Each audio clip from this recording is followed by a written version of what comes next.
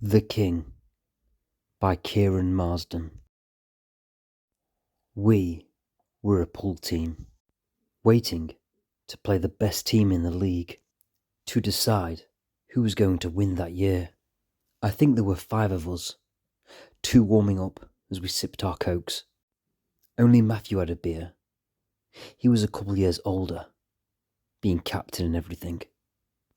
The bar wasn't quite a dump, but even back then, it was struggling. And this was pre-social media, before it infested all of our lives. The room was dim and too spacious. From the bar, a fat man sat there in a beige long coat he never took off. He sort of looked like the archetypal businessman from the 90s. In a suit, hair always wet for some reason, and tired, always exhausted. Like the beer in his hand was the only thing getting him through after a hard day on the stock market. But this was a tired old quiet town in England, and it was a Sunday evening, so how he achieved this look was nothing short of a miracle. Behind the bar, an old man with a bald head and waistcoat on dried a pint glass with a cloth that looked like it would smell of mould. Just looking at this guy made you want to cry. He always looked on the verge of tears, and when you asked him for your coke, he wouldn't even look up.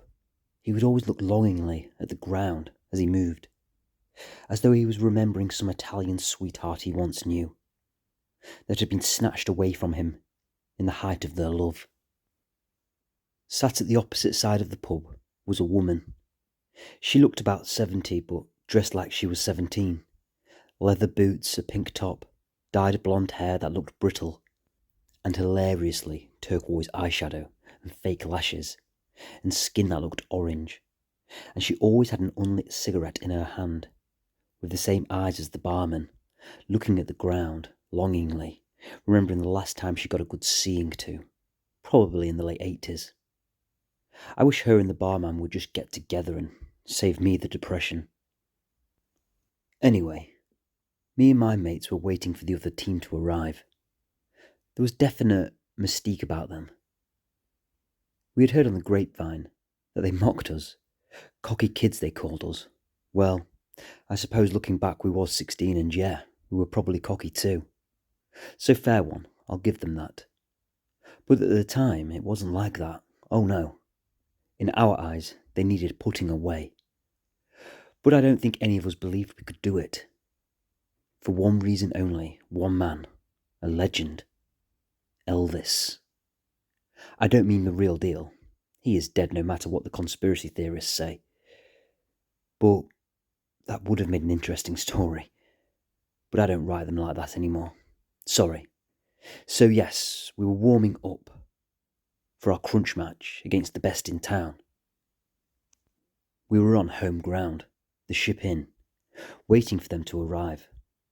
Apparently they'd been heard to call us the Inn, something reminding with the ship. I'll leave that to your imagination. The first thing I remember of that night was me and my friend Jamie sat by the window, looking at the entrance to the pub, and he said, "Oh wow, look here guys, Diego Maradona's coming in." And in came this girl. There was a resemblance, it's undeniable, and she walked straight up to Matthew, our captain, and kissed him on the cheek. "This is Donna, guys. My girlfriend," he said, staring at Jamie. My friend went wide-eyed, and we could barely contain our laughter. And it wasn't long before the opposing team came in, one by one. They didn't talk, all with their own cues, all very serious indeed, led by a thin lady with a long face that looked like she had an eating problem, the kind that reduces you to skin and bones. They barely introduced themselves. Introductions wasn't really necessary. We all sort of knew them anyway. Apparently they'd been unbeaten for 9 years, and this match would make it a decade of victory. But one team member of theirs was missing, I realised, as their lady captain chalked her cue under the light that illuminated the green baize of the pool table, and the blue powder that went into the dry air. One of their teammates returned with their drinks. "Singles match first. Right, "So which one of you kids am I playing?" she said with a slight scowl. We hadn't even arranged ourselves properly, and that's when our team captain with his beer in his hand stood up, as if to make a point he wasn't a child, drinking a big gulp from it. "I'll play first." She broke, with a surprisingly powerful shot for a lady. No offence, girls. And that's when my friend whispered in my ear, at the table we sat at, "Where is he?" "Who?" "You know who," he said. And with that, like the devil had called him, I felt a draft on my neck from the open door. Every head in the place turned, and people would tell you I'm lying, but I swear for a second, the light above the pool table shone upon him as he walked in. Head down, jet black hair, white shirt, blue jeans and black leather boots, with them American tussles on them I don't know the name of. We all watched him, the ancient barman, the fat businessman on a Sunday, and the match on the table had come to a standstill. He walked in, took a seat, not with his team. He looked up at us all, with the toothpick in his mouth, and we all pretended we weren't looking, as the match continued. "I heard the last time he lost, he was a kid," whispered my friend by my side. "Oh, surely not. Surely someone's beat him." "What, you're saying he's never lost in his adult life?"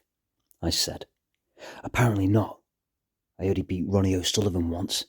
Underground match, for 30k. "What? Why would Ronnie O'Sullivan be playing pool?" "Well, wouldn't you for 30k? Probably." "Why didn't you get a drink?" my friend asked. "I don't know," I said. The match continued. It turned this way and turned that way. 2 single matches, 2 double matches, and we were all square going into the last game, with only 2 players who hadn't played. Elvis and me.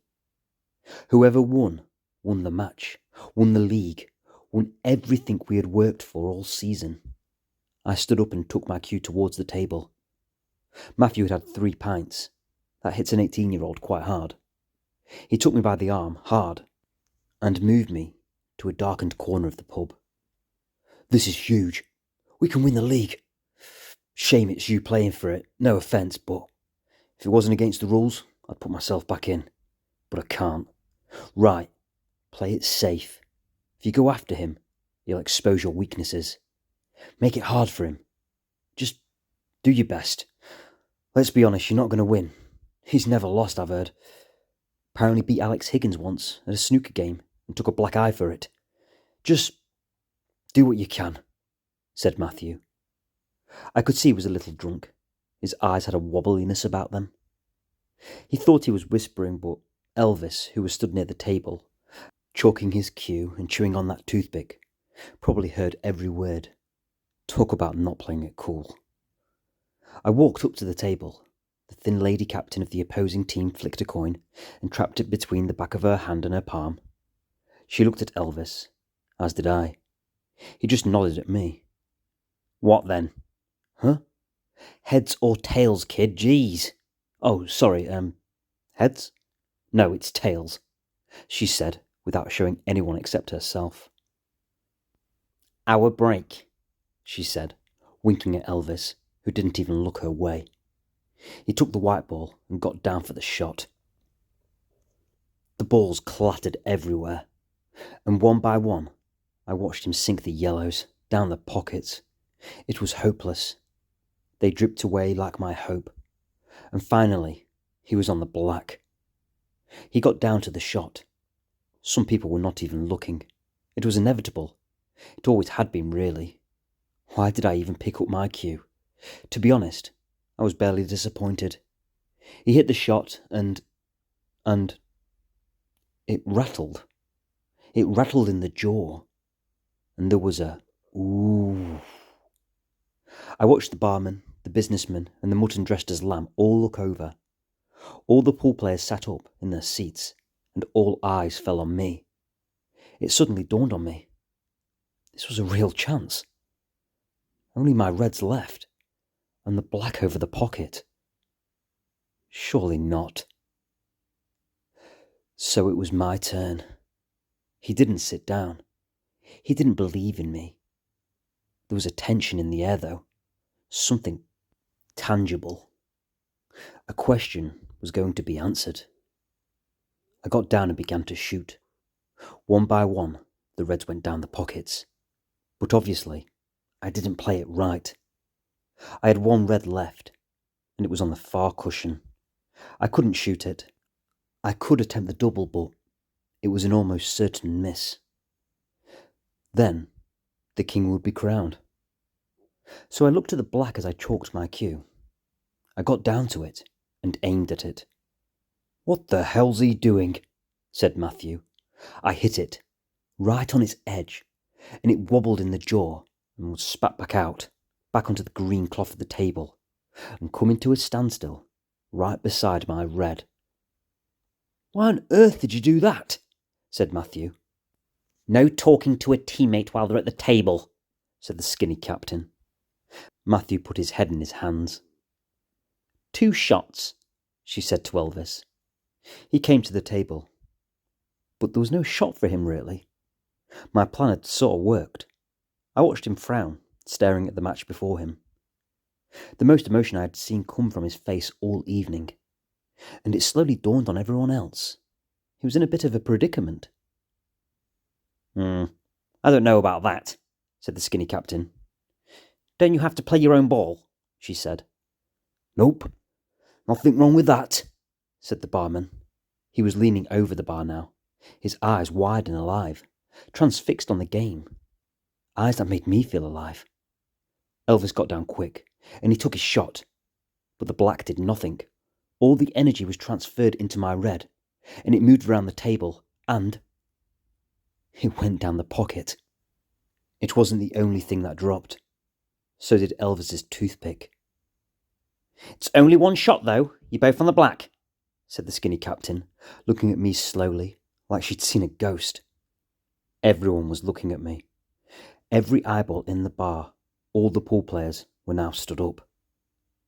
I got down. I was going to take the double on, but I would have to rely on Lady Luck a little. So I hit it at a healthy pace and crossed my fingers as everybody watched it slowly roll towards the pocket. "Oh my God!" The black was down. I expected to hear a cheer from my teammates, to feel them jump on my back, to feel the excitement. But no, there was just silence, and every eyeball switched from me to Elvis. His head was down, it shook slightly, and he began to walk around the table. He stood right in front of me. Was he going to hit me? His hand came up, then out. He wanted to shake it. I put my hand in his, and he gripped it firmly and said, "Uh-huh." He then stepped away, unscrewed his cue, put it away, and walked out the bar. Just like he had come in, head down and out. The room was silent, until the old lady at the far end, dressed like a 17-year-old, shouted, "Elvis has left the building."